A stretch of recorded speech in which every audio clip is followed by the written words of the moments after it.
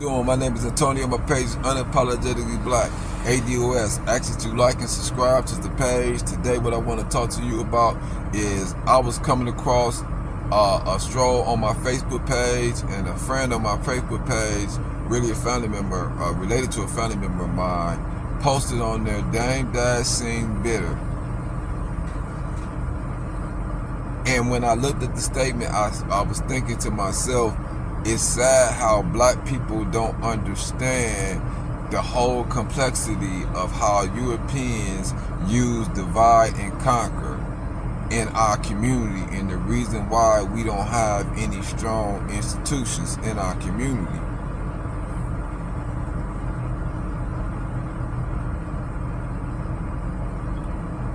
We have to understand that America created during the colonization period, early colonization period of America, they created what is called merit matrician laws. Merit matrician laws are laws where they reward blacks who betray other black people. I believe and I see Jay-Z to be the beneficiary of this type of laws and policies. I believe Jay-Z has been rewarded by the powers that be for his betrayal of the black community. Hip-hop heir apparent Jay-Z showed up at Manhattan's Swank China Club Tuesday afternoon to rap about the success of his just completed Hard Knock Life tour, named after his 1999 Grammy-winning rap album. The concert series was the first mini-group hip-hop tour in almost a decade. Jay-Z was accompanied by his label head, Rockefeller Records, Dame Dash, and fellow performer from the tour, Method Man, Redman, and DJ Clue as media types like MTV, Kurt Louder, Rub Elbows in the Blue Lit Club with Russell Simmons and other industry leaders. Dash dispelled the myth that a rap tour with competing acts would erupt in backstage violence. People were saying someone going to die on that tour, Dash recalled, but after 11 weeks on the road playing in sold-out arenas from Colorado to Texas, there was no violence and no fights. The rappers took a further stand against violence by dedicating their personal earnings from one Colorado concert to the victims of the Columbine High School shooting, declaring Hard Knock Life the most successful hip-hop tour ever. Dash unabashedly went on to say, "We set a precedent not just for rap tours, but for all music tours." Apparently, those feeling off success along with gross profits that total 18 million have inspired some of the rappers to continue in the collaborative spirit. Method Man. Understand when Jay-Z and Dame Dash and Biggs had Rockefeller Records, Jay-Z, Dame Dash, Biggs, Rockefeller Records launched a tour, the Hard Knock Life tour, which at the time was one of the highest grossing hip hop tours in history, generating 18 million, but it was financed and backed by Rockefeller, meaning Rockefeller Records would keep the lion's share of the money generated from that tour. I need you to understand, if you grew up in the era where you had the Jams for Peace, the Hot 97 Live jams, you have to understand that most concerts were promoted and the revenues benefited the radio stations. You have to understand when Jay-Z left Rockefeller, his deal currently is with Live Nation. So what you have to understand is that Jay-Z gave the okay for artists to do 360 deals, signing over some of their tour money, which was exclusively left to the rappers, their merchandising money. All this was okay by Jay-Z signing to Live Nation, creating Rock Nation, signing other artists such as Kanye West to Live Nation, which is basically a touring company. This is one of the benefits that Europeans gained from separating Dame Dash and Jay-Z. It allowed them to retake over the control of the concert market. And right now we have an issue with the overpricing of concert tickets in our community. This is one of the ways I'm showing you that white people benefited from the separation of Dame Dash and Jay-Z. Live Nation Entertainment. Live Nation is an American multinational entertainment company that was founded in 2010 following the merger of Live Nation and Ticketmaster. It promotes, operates, and manages ticket sales for live entertainment internationally. It also owns and operates entertainment venues and manages the careers of music artists. The company has forced widespread criticism over its central role in the consolidation of live event industry's allegations that it proactively engaged in anti-competitive practices, poor handling of ticket sales process for highly popular events, and injuries and deaths that have occurred at many of its events. As of early 2023, Live Nation annual shareholders report says the company has controlling interest in 338 venues globally and believes itself to be the largest live entertainment company in the world, the largest producer of live music concerts in the world's leading live entertainment ticket sales and marketing company, and one of the world's biggest artist management companies and music advertising networks for corporate brand. What did white people benefit from the separation of Dame Dash and Jay-Z? You see right here why white people had an interest in hyping up Jay-Z and destroying Dame Dash. But black people only looking at the surface of it. You can't see the forest because you're too busy looking at the trees. You have to understand this is bigger than the Dame Dash Jay-Z discussion. This is how white supremacy use divide and conquer, use the resources that they have acquired during years and years of oppression of black people and off the backs of black people to entice our black people in order to cross or to betray one another's. That's what that discussion about Dame Dash and Jay-Z is about. It is a discussion of betrayal and how Jay-Z betrayed the black community. Our industry was being consolidated where we was being self-sufficient and controlling our own. And here this company comes and take away the biggest artist of rap at that current time, who they address as the heir apparent of hip-hop, sign him to a label deal called Rock Nation and get him to sign one of the other world's biggest artists, Kanye West, to Rock Nation, and they are all under this agreement to do tours for Live Nation. You can't see how this directly benefited white people. You can't see that this company might have not been able to even be in existence if they had continued with the route that Rockefeller had started, which is black record labels doing their own tours and black artists working together and putting together their own shows and tours. Instead, they're left at the mercy of this white company. This is the benefit that white people have in using divide and conquer with black people.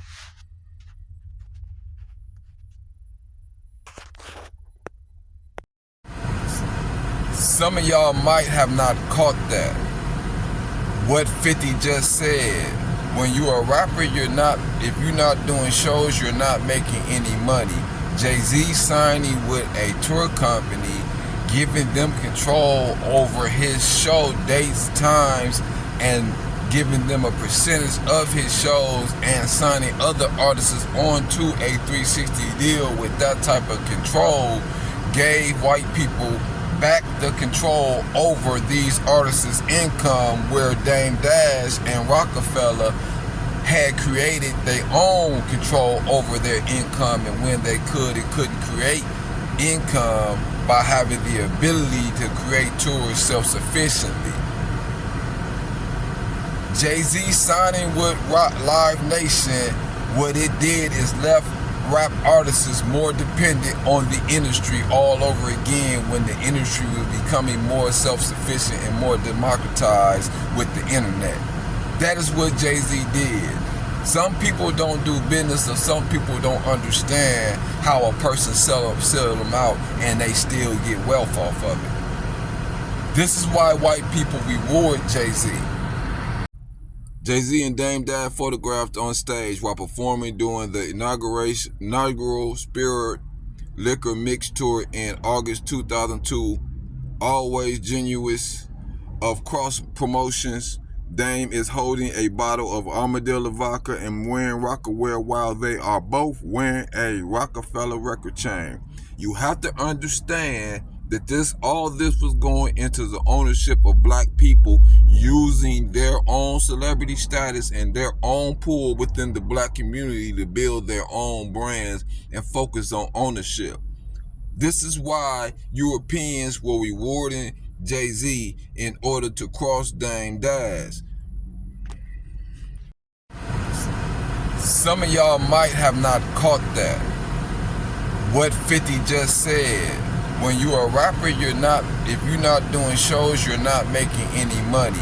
Jay-Z signing with a tour company, giving them control over his show dates, times, and giving them a percentage of his shows, and signing other artists onto a 360 deal with that type of control, gave white people back the control over these artists' income, where Dame Dash and Rockefeller had created their own control over their income, and when they could and couldn't create income by having the ability to create tours self-sufficiently.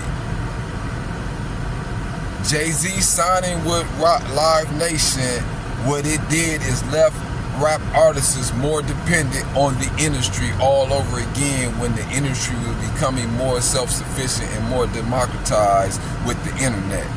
That is what Jay-Z did. Some people don't do business, or some people don't understand how a person sell them out and they still get wealth off of it. This is why white people reward Jay-Z. Hip-hop sales past the Cavassier and count the cash. Pass the Cavassier. Everybody singing now. Pass the Cavassier. So goes a refrain of the popular song Pass the Cavassier Part 2 by Busta Rhymes featuring Sean Combs, who is known these days as P. Diddy. It became a party anthem de jour, but after the song improves the sales of cognac, it became something more, a symbol of the economic power of hip-hop. Pass the Cavassier Part 2 helped increase the sales of the liquor by 4.5% in the first quarter of this year and into the double digits in recent months, said Jack Sear, a spokesperson for Allied Unique Wines and Spirits and American Arms of the British drinks company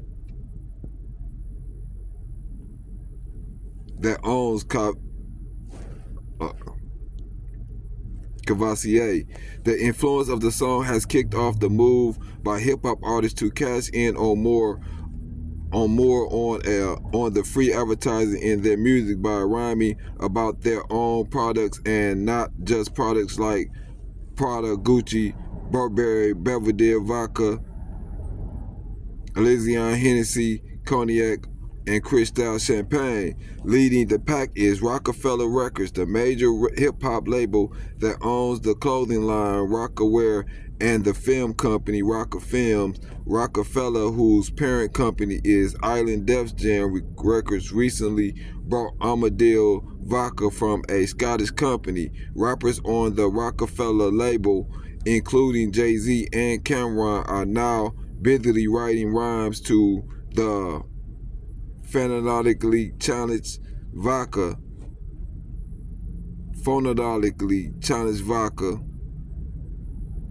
see white people using black celebrities in order to build wealth off the backs of our community. And you can see Jay-Z and Dame Dash is doing the same.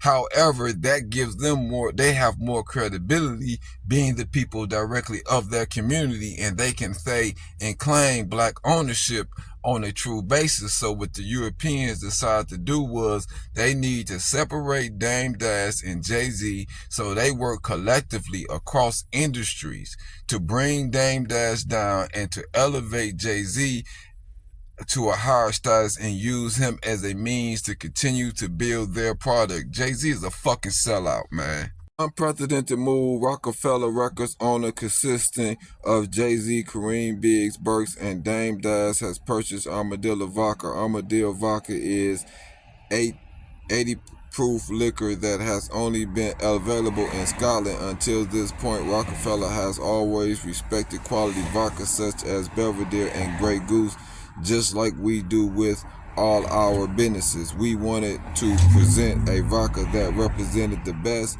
and we feel Armadillo is of elite quality, says co-owner Dame Dash in a statement to AH.com. After a serious marketing by Rockefeller, Armadillo Vodka will possibly begin expansion over the United States. Pre-marketing for the product will make it available to Los Angeles, Miami, and New York. You can see how Dame Dash and Jay-Z artist entrepreneur partnership was being used in order to use the celebrity status built by the label to drink giant Diageo's ends broken relationship with Sean Diddy Combs, accusing him of refusing to honor his commitment. Rapper turned mogul Sean Diddy Combs has been dumped by longtime business partner Diageo's, with the drinking giant accusing him of using threats and acting in bad faith to get his own way.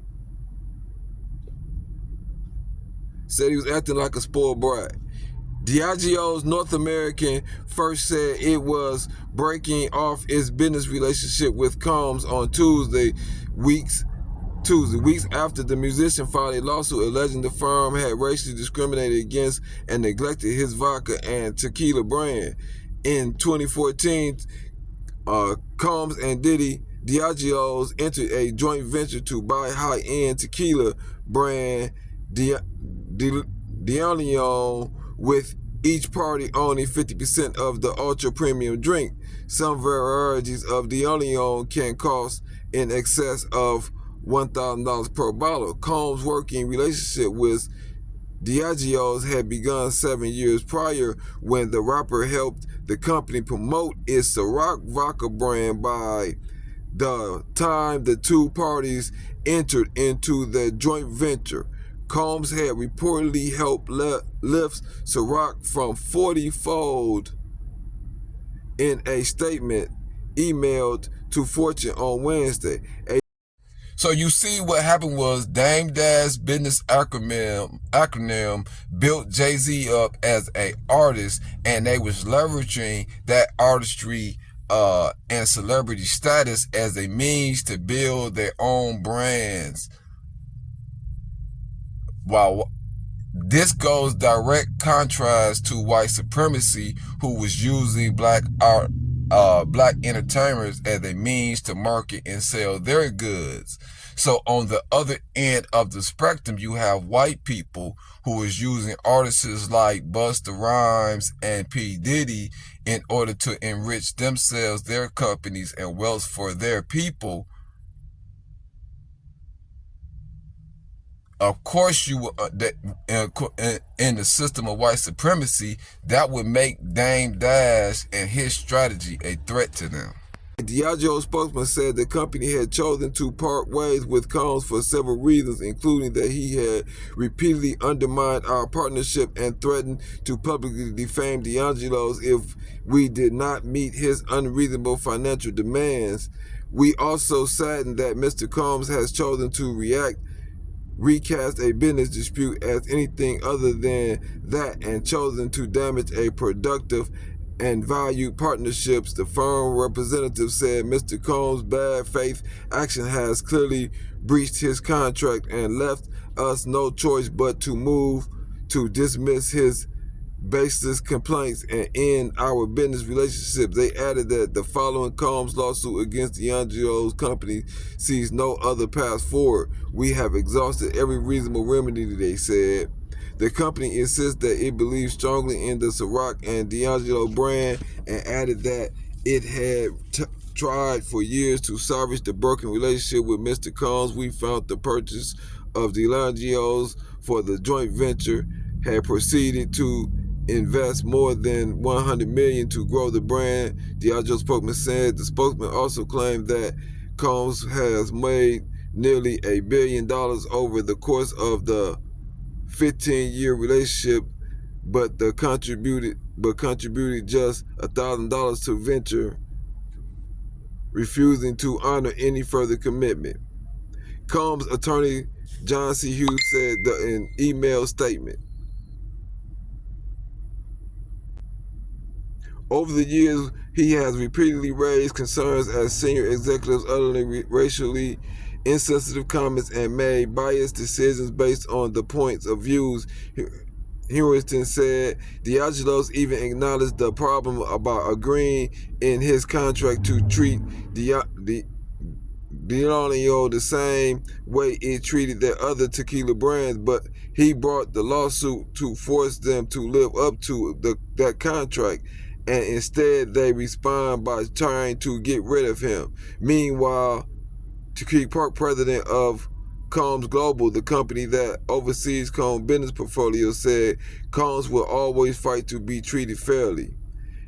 It's absurd for D'Angelo to suggest that a black person should be quiet and accept racism and discrimination because they earned a lot of money, Brooks said in a statement. Sean Combs is a spirit pioneer who has accomplished historic success with Ciroc. His legal action against Ciroc, Combs accused the firm, which owns a slew of brands including Johnnie Walker, Genuine, and Smirnoff, of being unwilling to treat its black partners equally. Rather than equal treatment, D'Angelo's has threatened Mr. Combs and his brand worse than others because he is black. Combs' lawyer said in the legal filing earlier this month, D'Angelo's has typecast Ciroc and D'Angelo apparently decided they are black brands that should be targeted only to urban consumers. They added that Combs planned to seek billions of dollars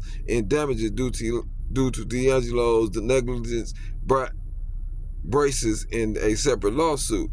Combs became hip-hop third billionaire thanks to, in part, to his D'Angelo's.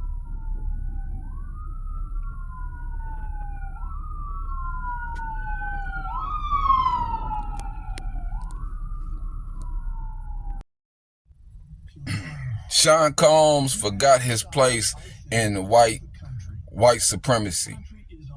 Sean Combs expected white people to support his endeavor in him gaining wealth out of the white community by putting Ciroc in upscale locations where white people frequent at, and they had other things in mind, such as continue to put other white brands in that space, such as George Clooney tequila. But this is the consequences when you decide to take wealth over power. This is the consequences when you decide to put the cart before the horse. When you decide that you want to skip straight to the top of the line and be this super liquor ambassador rather than actually build your own company from the ground up and create your own distribution so that you can have true ownership. You would rather subjugate yourself to white people's disrespect.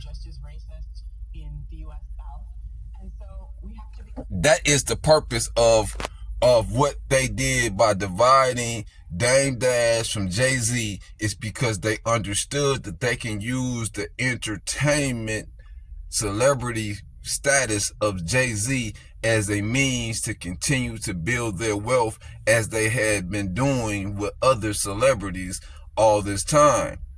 And Dame Dash comes to stand in between that. After Jay-Z had first dropped Armadillo on All I Need off the Blueprint in September 2001, in July 2002, it was revealed that a multi-million strategic relationship to market and promote deal between Rockefeller Records and Sprint Scottish distiller William Grant and Sons had resulted in the rock investment in the super premium vodka and holding the exclusive rights of distribution for North America. A press release at the time stated that Rockefeller has always respected quality vodka such as Belvedere and Grey Goose. See, they wasn't the manufacturer of the liquor, but they cut a deal so they would have exclusive rights to distribute the liquor in America. Difference. Sean Diddy Combs did not own equity in Ciroc like Rockefeller did years prior to Sean Combs doing his deal. So the split of Rockefeller set blacks in the entertainment industry back on their perspective as far as ownership. This is why white supremacists use the divide and conquer method to separate Jay-Z and Dame Dash. This shit is just bigger than them. Y'all got to look at the whole picture. Sean Diddy Combs not having equity in Ciroc, I don't have any regrets because the journey was the most important. Sean Diddy Combs' history with Diageo's could be a sign that even at the top of the mountain, there remains barriers to overcome as a black in 2007, Diddy and Diageo formed a partnership with the goal of increasing Ciroc exposure and boosting their sales. At the time, the agreement included a 50-50 split with the company per today. Now, however, the conglomerate maintained 100% ownership. At the time, Diddy was looking for a foray into the spirit industry as his ultimate dream was one day owning a tequila brand. First of all, corporate America is made and built for white men, Diddy said during Invest Fest 2023. So when you are going into corporate America, usually your entryway is to help them with their diversity problem. So he's telling you the way that he got in was he was a tool. He knew he was going to be a tool used to sell liquor to the black community, regardless of the repercussions that it causes within our community. You have to understand, because Jay-Z was not the businessman and he was the entertainer, the celebrity, these Europeans understood that they can get over on Jay-Z. And because Dame Dash was the business person and he was tracking the money, understanding the business of what he was doing, they knew that they could not manipulate Dame Dash the way that they could Jay-Z. Jay-Z is propped up. He is placed in a position to look like a success in order for you all not to see how Europeans are using him as a pawn. Jay-Z suing business partner Bacardi over financial clarity regarding his cognac brand. The 50-year-old mogul has filed a lawsuit against the major spirit company as he wants to know how much his alcohol line is making, as they are 50-50 partners. See, Jay-Z is not a businessman, so they understand that he don't track these things. He's not paying attention to the cost of purchasing products and the materials they're going to purchase it, and how much should be produced off of them raw materials being purchased. He should know these things. He should know the production output of his company. Not knowing where the bottles are in his company is a star and a clear indicator that Jay-Z is not tracking his business, and they know he's not on his business. You have to understand, when you're dealing with a liquor company, when you purchase cognacs and things of that nature that he makes, It is valued by how it is aged. So some of the bottles that they manufacture, they're not selling directly. They're packaged in them, and so that they can age in certain type of wood, barrels and things of that nature, so that they will be worth more money years later. And every so many years, they will release a 3-year, 6-year, 9-year batch, aged to this much time, and generate and have a additional price on those barrels. Jay-Z, is not that businessman.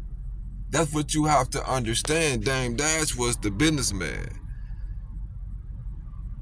They only told Jay-Z, or only would use Jay-Z as the image of the businessman.